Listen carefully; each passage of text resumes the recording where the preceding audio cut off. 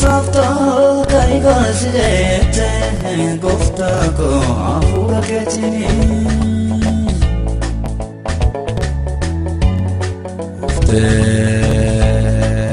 nata softo kai gazete afura ketini malumo fi jalta idwan sibide mutako yada kurafine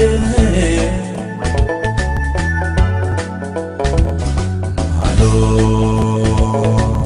maftal jata idwan sibide yada kurafine uga yuduguma wambaye dabeni gufta ko sinina ragemi uga yuduguma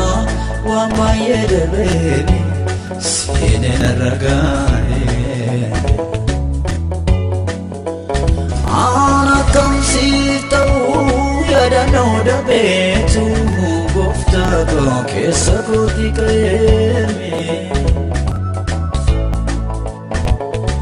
ana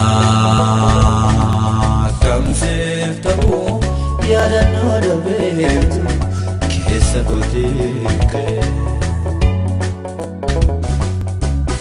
akamin walgana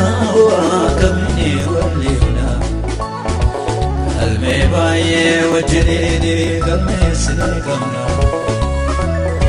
akamin walgana akamin walina sena baye wajnini dabarse kamna mite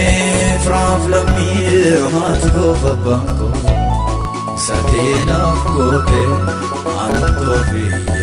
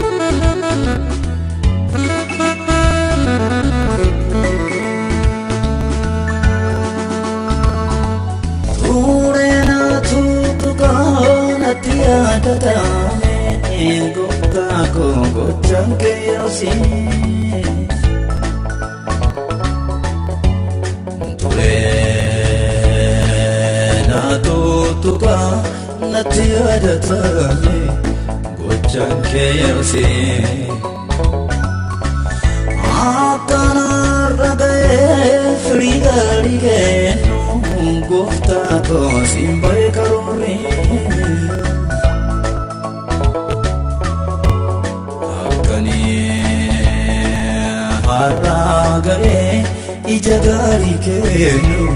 simbe karore angodan nisakola le gatumole gufta ko yomin kana kekene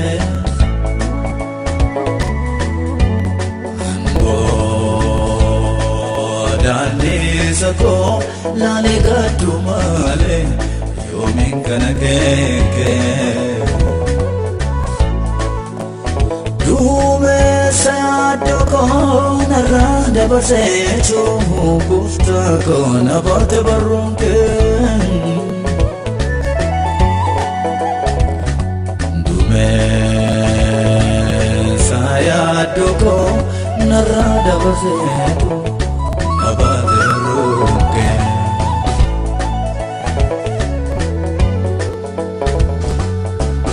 akamin walgana akamin walina almebaye wajnini kamesne kamna akamin walgana akamin walina sena baye wajnini dabarse kamna mite fraflami matgo babanko satina kote antoviyane